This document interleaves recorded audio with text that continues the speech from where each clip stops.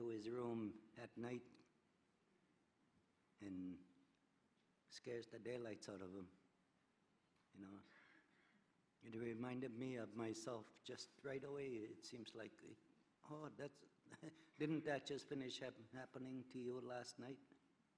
Somebody in your room that scared the daylights out of you? You know, and these things come back from, I don't know what they call them, flashbacks or something, where people were bothering you when you were young.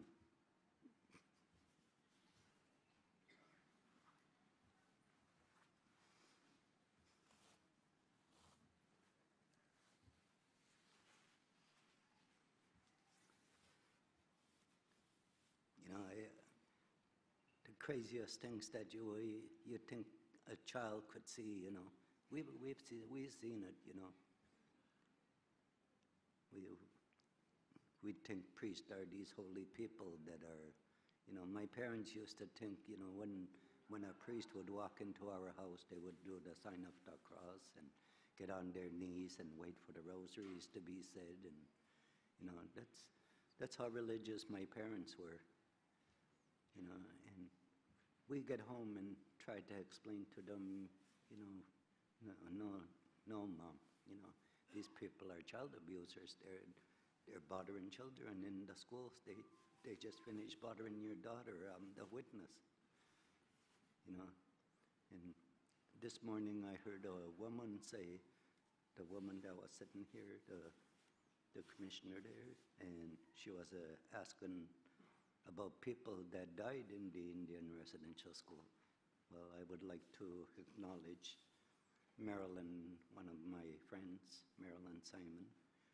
Her brother ended up passing away in one of those schools, and I'm not sure how he passed away. I guess the way I hear it, he was sick and everything, but the way I see it is he was slammed against a steel door, swinging doors there, and his head was slammed against there, and we never saw him again after that. So I don't know if that's manslaughter or murder or, well, I do not know those kind of answers, but I know what I see. I know I see priests bothering little girls. I see brothers diddling with little boys. You know, it's not right. It's not right. And even on my own reserve, I would work towards getting the church off my reserve. I don't believe it no more. They fooled my parents. Even the government fooled my parents. The band council, the chiefs fooled my parents. The priests. It's like the only people that really cared was their own children. And they couldn't listen to their own children because there was people that are in higher standards, I guess. And we were just little children that nobody really wanted to hear that kind of talk. Oh. Come from a poor family. My parents were very poor, and you know, we never left off the canned food or anything like that. We always left off the wild food when we were young. You know, nowadays I have eating disorders where I don't even eat properly. I'll be lucky to eat once a day, and I find a lot of these feelings that I have, a lot of the things that I'm suffering today is from my past. During my happy-go-lucky days, I would call them, during the time I was growing up, I would try and avoid all these things and not deal with them. And now, ever since this lawsuit started, I've had to deal with everything. I've had to try and remember every single thing that happened in that school. And it's very hard for me. Very, very hard. And I have a hard time dealing even with my own brothers, even with my own family. Even though we went to the same school, you know, they talk about reconciliation and, you know, reconciling with churches and everything else. I even have a hard time reconciling with my own brothers and sisters. It's a terrible place this Indian residential school put us. It's not just the survivors that they put into a terrible place, but our descendants. You know, my children, you know, I try to explain to them slowly of what happened to me in that place. And I figure if I tell them too fast, then they're just going to hate the government. They're going to hate the church. They're going to hate everything there is to it that had anything to do with this. And in my you know, little grandchild, you know,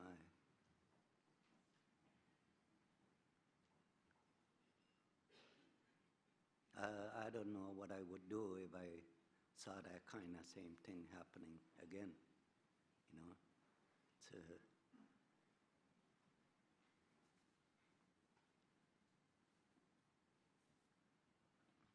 but I'm always working towards talking about it and trying to make sure that it never happens again, and especially in my own family and even on my own reserve. You know, I don't know what I can do for other reserves, but I think the more I speak about it, the more and more the people will know, and someday we'll be able to live with it. You know, someday my granddaughter will be proud. You know, they're not going to say, no, we come from abused people. No, she's going to stand up and say, yeah, we're proud people. We know our language. We know our education. We know what we can accomplish. And that's what I look towards. Thank you very much.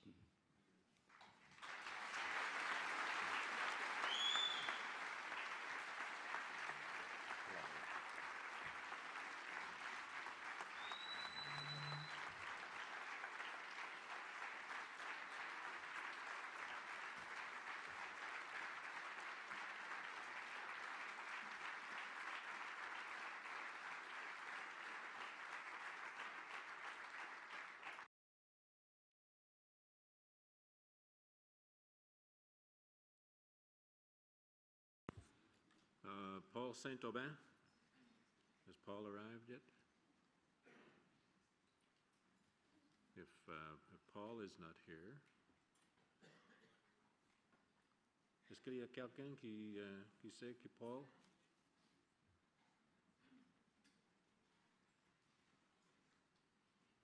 Non. Alors, maintenant, nous appellerons Stephen Niposh.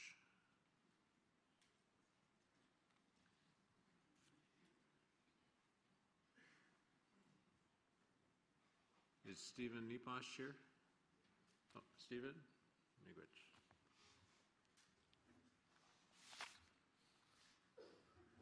And Sita Bogdan will be the next one if Paul has not arrived yet. So maybe Sita can get ready.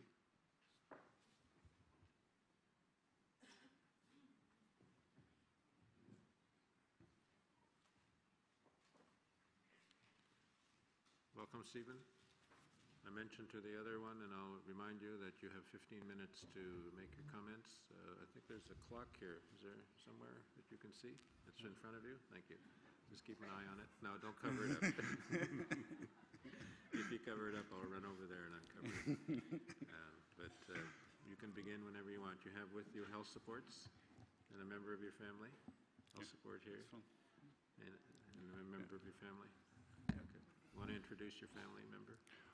Okay, this on my left here is my girlfriend of 30 years, my wife.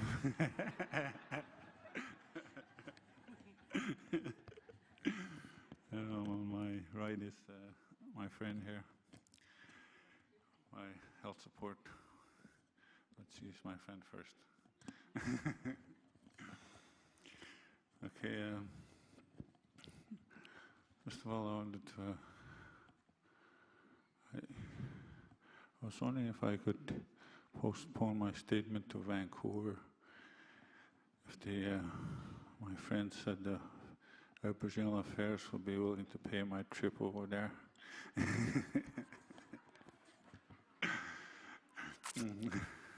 Okay, first of all, my name, you see my name is Stephen Newposh.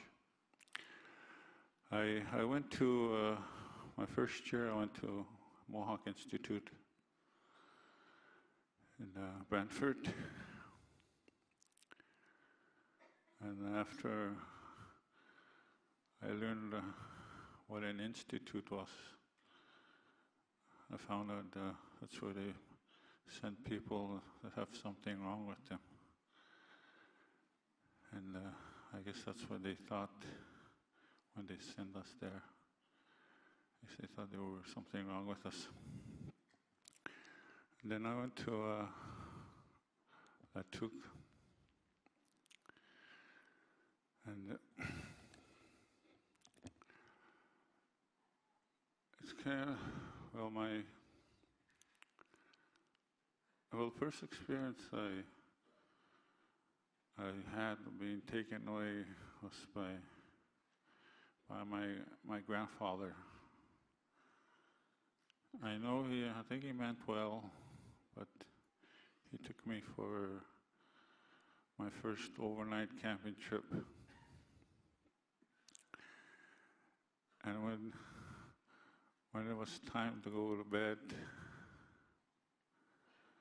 I started crying because I missed my mother. That was the first experience. Next thing that happened to me was I had TB on my knee, and I was sent away for a year down south. I was away for a year. And somewhere in between there, somebody told my mom that I had died. But I guess I rose again. So what happened was, when they sent me to Amos, and then they transferred me to Montreal. And what they did was they sent my clothes home.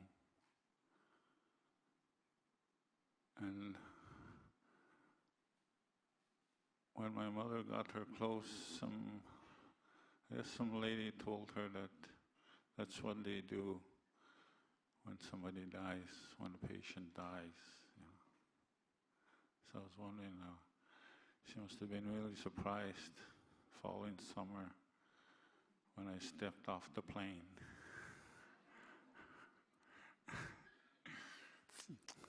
But I had a problem. I only spoke French.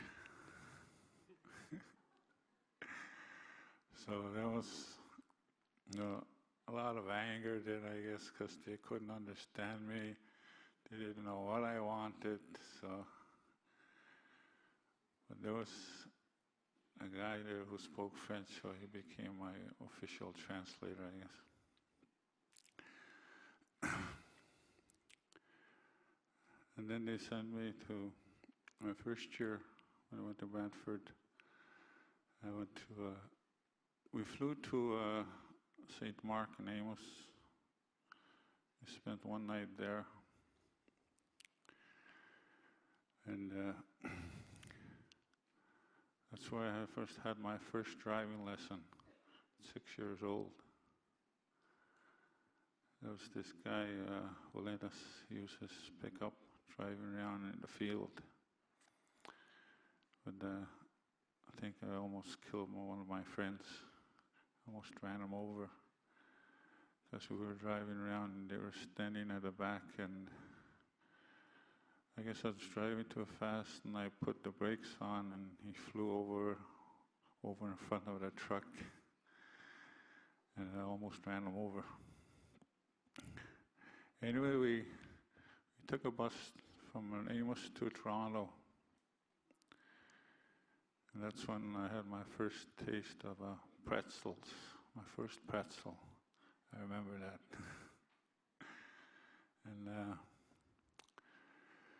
And then we headed out to Brantford. And that's where it started okay, but started out okay. But then that's where I first learned about physical abuse by the counselor.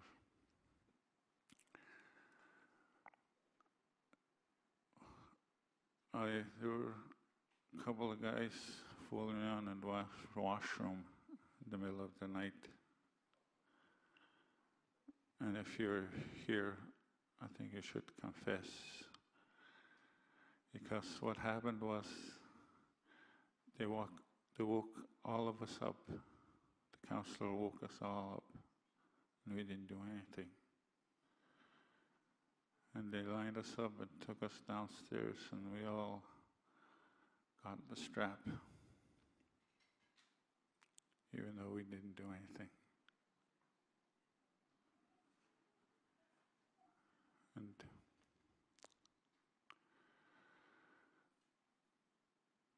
But I did go to Latouk following year. And when you got the sign for the child taken for the parent left behind, my parents never talked about what happened, how they felt. But she talked to my sisters. She told me. She said after we left, when the bus left, I could get up in the middle of the night, had to go for a boat ride, get on the bus to the landing. She said after we left on the way home, my mother cried all the way home.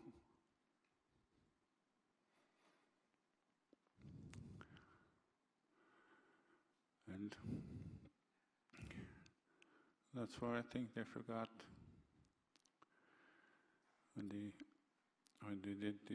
gave out the compensation, they forgot to give if to the parents too. Because the parents, they never know, I could have been a great hunter, a trapper. I made a lot of money for my parents, but I couldn't. So our parents lost out financially because we were away at school.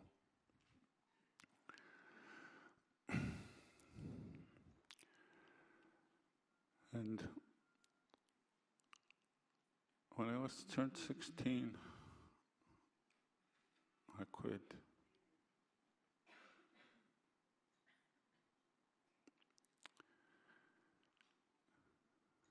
But what happened, those schools stayed with me all those years.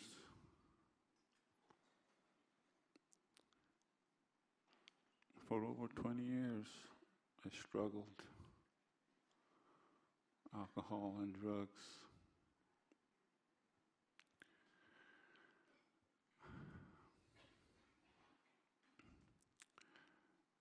Then I finally met the woman of my dreams, I'll say. I think.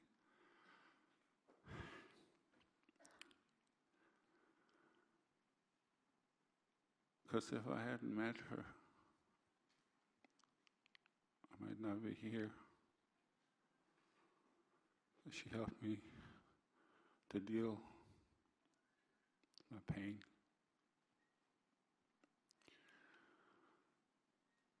finally to let go of the alcohol and the drugs. She stopped before I did.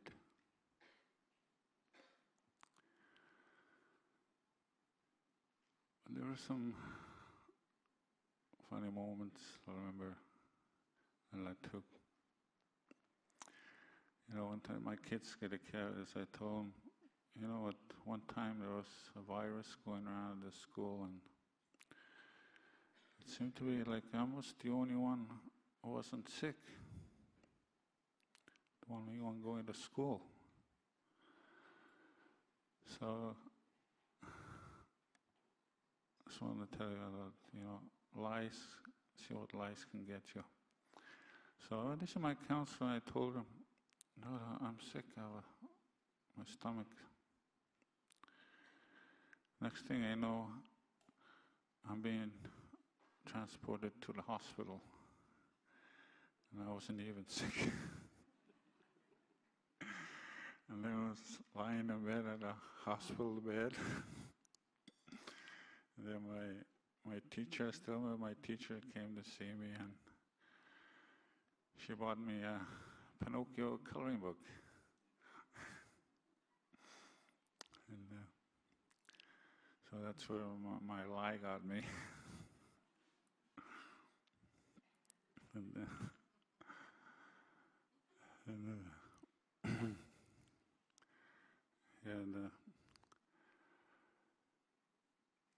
Yeah, there were times, that's where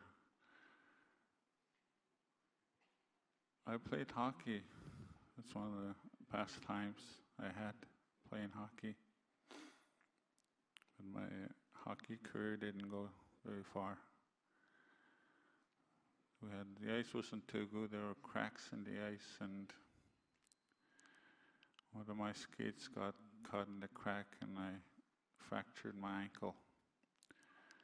That was the end of my hockey career. And that I was on crutches, and I had to. High school. I went to high school there, and the high school was about 9/10 of a mile. So 1/10. I only need 1/10 to get a bus ride, but no, I had to use my crutches all the way to school. Nobody, they wouldn't give me a ride.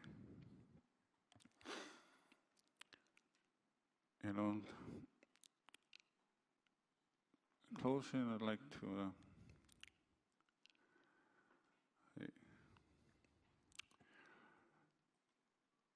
I wrote a poem for the walkers. Walked 1,600 miles. And there I saw, their walking, it's like our journey. It's been long, been hard. I can say, that I've been alcohol-free and drug-free for my life for over 20 years. I thank God for that. So closing, I think a couple of seconds, I'll be over. Okay. From the heart, from the start, through the wind and the snow and the rain, through the tears, the hurt and the pain. You walked for the ones who have gone before. You walked for the ones who can't speak no more. You walked for the land that can't speak for itself. You walked for the water, crying out for help. You walked for the ones who were sent to residential school to be taught the golden rule. You walked for the ones who were sent out to learn but sadly, some of them never returned.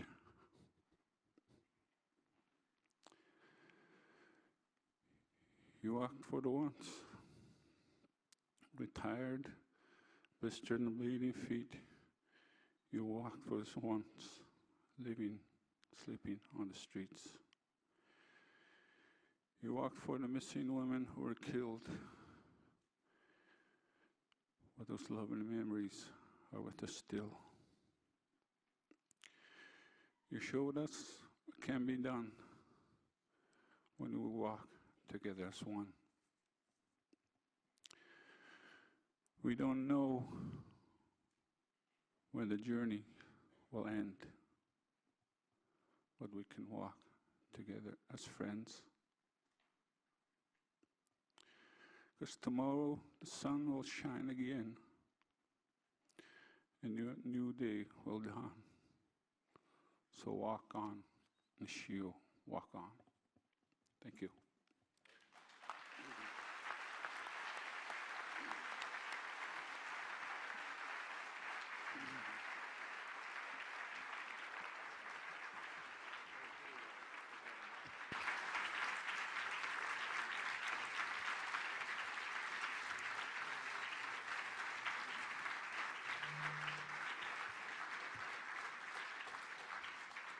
Thank you, Stephen. I wonder, Stephen, if you might make a copy of that poem available for us so that we can have a copy in our records. Thank you. I'm going to ask Ansita Bugden, if I'm saying that right, I hope. Ansita Bugden, are you here? Anybody know Ansita? She's at the back? Okay. You're going to get her, or someone will go and get her? Oh, do you know if she's back there?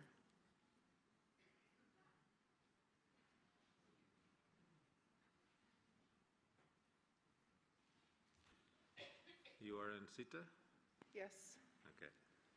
Whenever you're ready, I just want to remind you there's a timer in front of you that will jump up and slap you on the wrist when it's time to be done.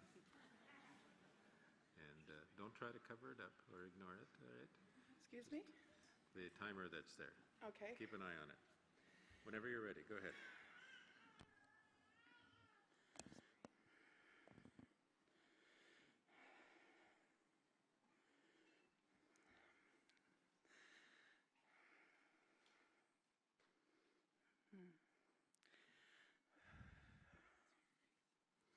I'm honored to be here. And I'm truly humbled to be amongst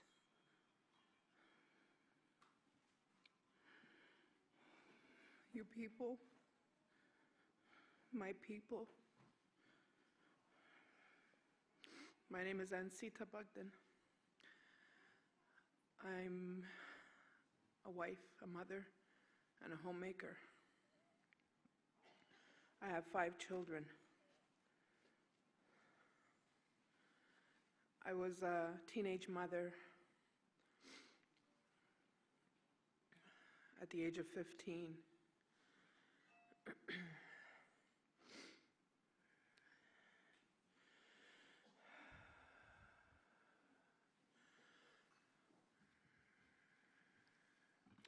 Growing up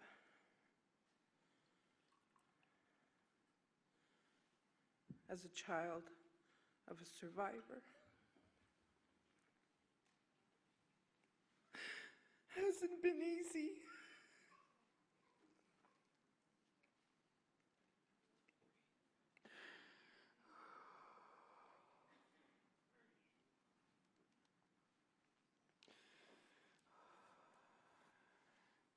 I've seen my mother struggle because I know she didn't have the skills, the parental skills needed to raise me. I know that now, but I didn't know that as a child. I just felt confused.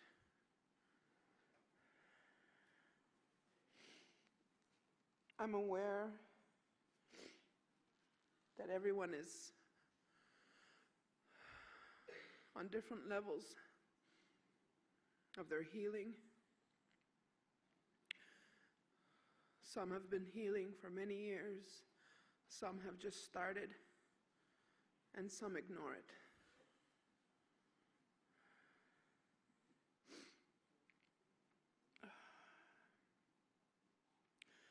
Most of my life, we lived down south.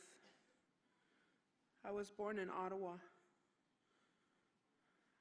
because my mother escaped the community.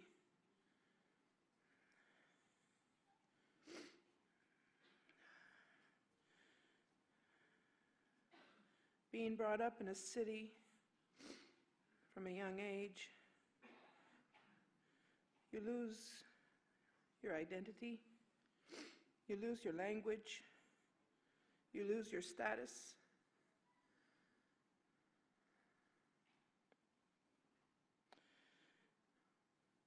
And it has also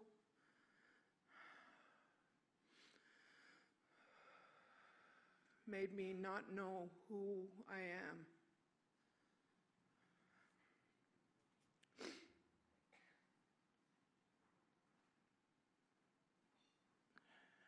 From a young age,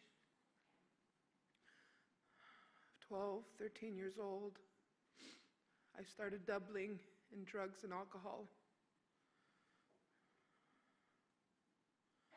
And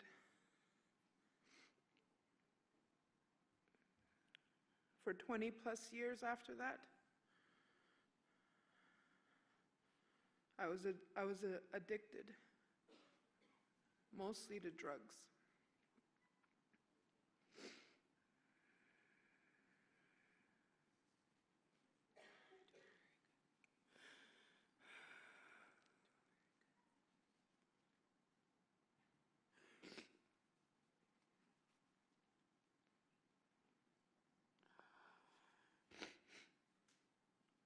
I've seen all aspects of abuse, not only me, but also others that are like me. I've seen that, and I've went through that feeling of not being loved.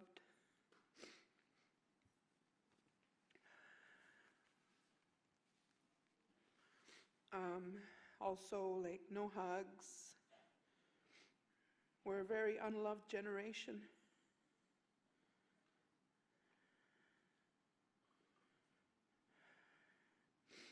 In my life, I've been affected in all social, physical, mental, and emotional.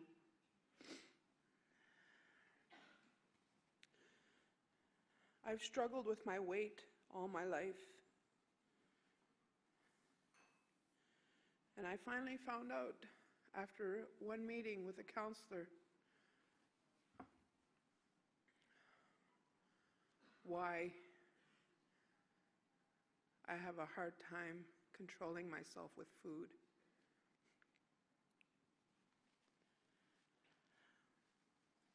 She asked me, "Were you forced to finish all your food?"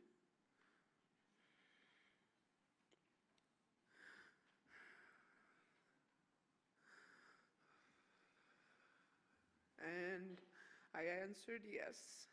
There was a time in my life where my mother forced me to finish my food. And she told me, the counselor told me, it has become almost like something that is ingrained in you where you feel you have to finish everything on your plate and more.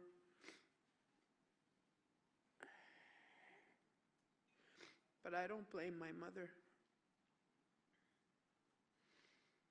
I try not to blame her, and I try not to blame anyone. I just want to understand. where this behavior came from.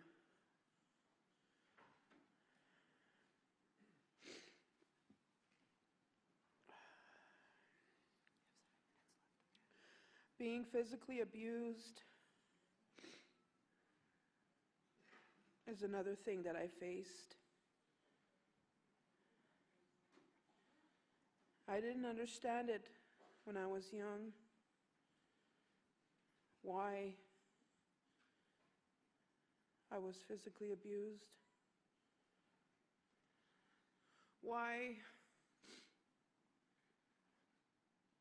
I would be punished in that manner. I didn't understand until I got older.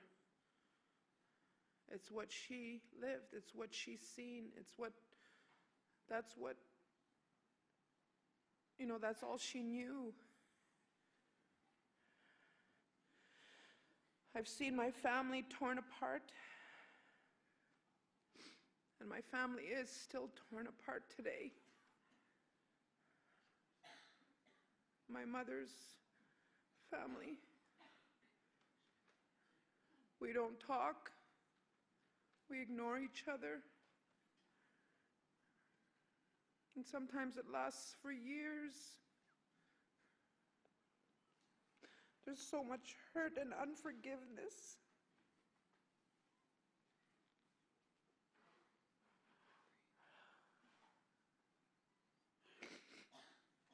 Being physically abused has made me feel like I have no confidence in some areas of my life, but in other areas, I have a lot of confidence.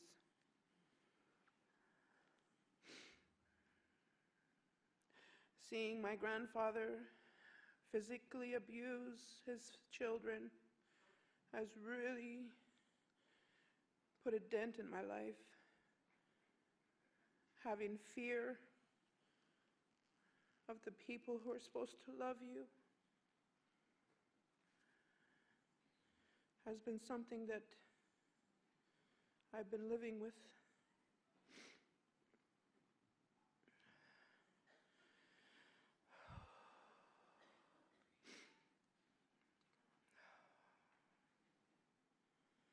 Because of separation and isolation, it has caused us to be angry.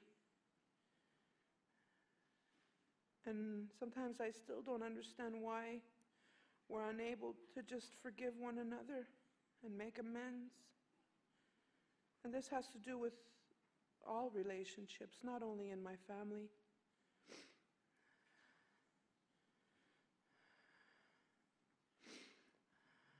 Being an addict, it has also moved me into worse situations. I've broken the law. I ended up in jail.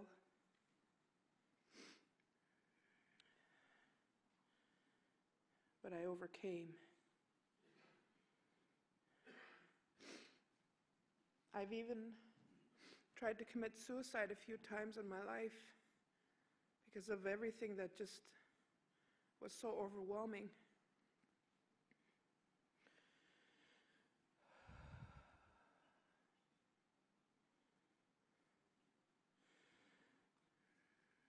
For the first 15 years,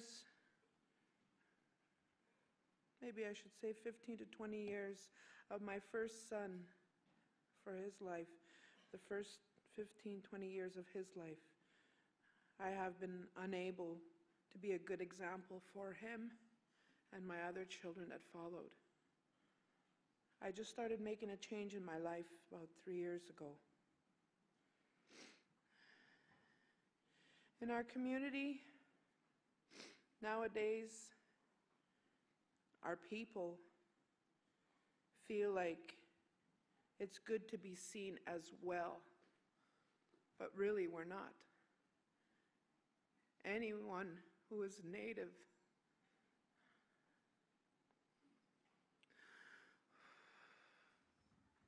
and lives in Canada, if you're a survivor, a child of a survivor, a grandchild of a survivor, a great-grandchild of a survivor, you are affected. I am a product of a survivor of a residential school.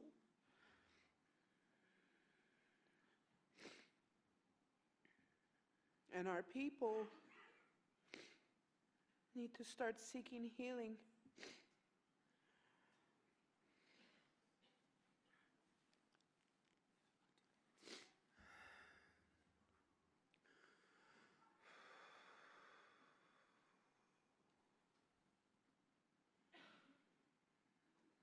In my community, a person is seen as well if they have money, if they have power,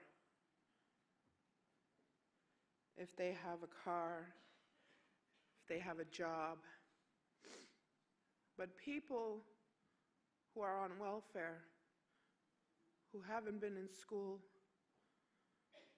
are looked down upon by the people who think they're well, who act like they're well. There's much cleaning that needs to be done inside the hearts of our people. To this day, the government continues to fail us, including our native government bodies at the regional level and at the local level. All these entities are run by survivors and descendants of survivors who still haven't taken that step to start their own healing.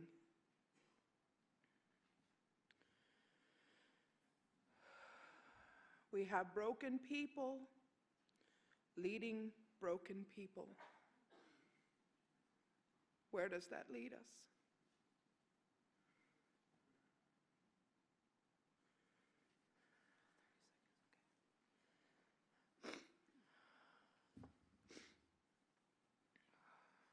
I'm almost done. I have a few more things to point out.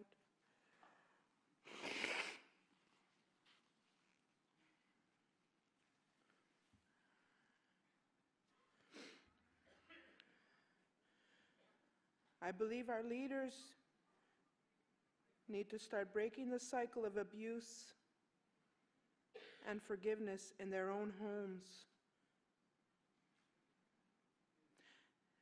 And us also, as parents, to choose to start a healing journey to make our lives better so that our children can be freed from that cycle that our people have been going through all these years.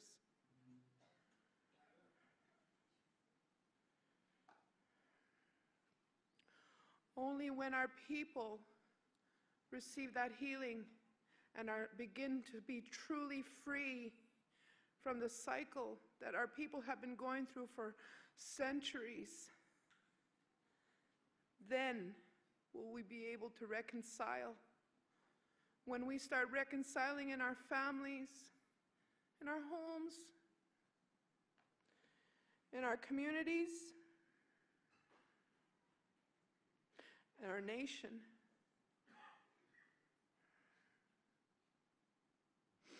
we need healing in our hearts, because it's a fact that everything you go through in your life goes to your heart. Any kind of good stuff goes to your heart, and any kind of bad stuff goes to your heart. And it's our choice whether we want to have our hearts dissected, go through some sort of spiritual heart surgery where we can eliminate the hurts and the pains, the anger, the abuse, physically, sexually, emotionally, socially.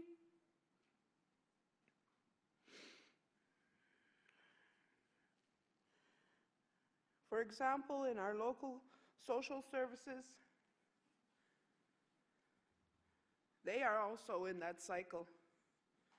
They're there to try to help us break free from those cycles, but they don't realize that them too, they need to free themselves first before they try to help others free themselves. They failed me. because I reached out to them many times, and they've failed me and my children. They're not equipped with the resources needed to help our people get healing.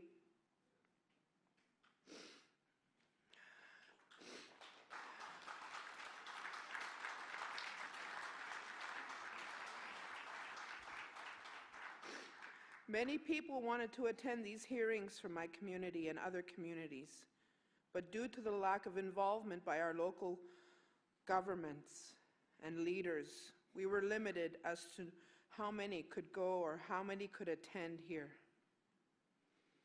We were limited as to how many rooms we wanted for this many people, for the people that, my community, there's 5,000 people, but we were only able to bring 1% of that. I wanted to make a suggestion that an ongoing healing initiative that brings our people a new program to seek healing for their hearts. And I suggest that the federal government assume this responsibility wholly and financially, and not limit any survivors or descendants of a survivor from accessing ways to heal themselves, their families, their communities, and their nations.